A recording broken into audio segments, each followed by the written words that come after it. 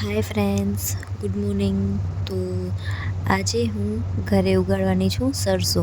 કેમ કે હમણાં 2-3 દિવસ થયા મારા ફોનમાં છે ને એક રીલ્સ બહુ જ આવે છે, એમાં બધા સરસોનું શાક અને મકાઈના રોટલા બનાવતા હોય છે. તો મેં પછી યુટ્યુબમાં સર્ચ કરી અને જોયું. તો અત્યારે તો સિઝન નથી, એટલે કોઈ રાઈ કે રાયડો કે કાંઈ વાવ્યો તો હશે નહીં, કે એના મને પાંદડા મળે. તો હું આવી ગઈ અહીંયા રાઈના બીજ લેવા માટે.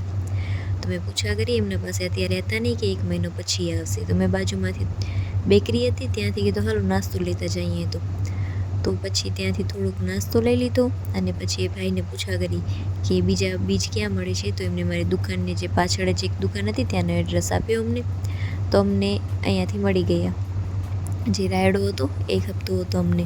બસ પછી મળી ગયો. તો પછી લઈ અને નીકળી ગયા અમે ઘરે જવા માટે. તો પછી અમે રસ્તામાં એમ જ કહેતા હતા કે હવે રાયડો લીધો તો છે, હવે વાવશું ક્યાં.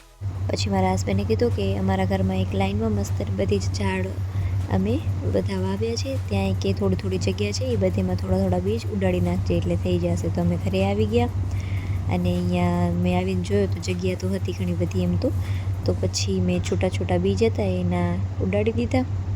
કે તો પહેલાં થોડા થોડા બધી બીજ ઉડાડી દઉં, પછી એના ઉપર થોડી થોડી મટી નાખી દઈશ, એટલે પછી એમાં પાણી દઈ દઈશ એટલે એ મસ્ત રીતે ઉગી આવશે.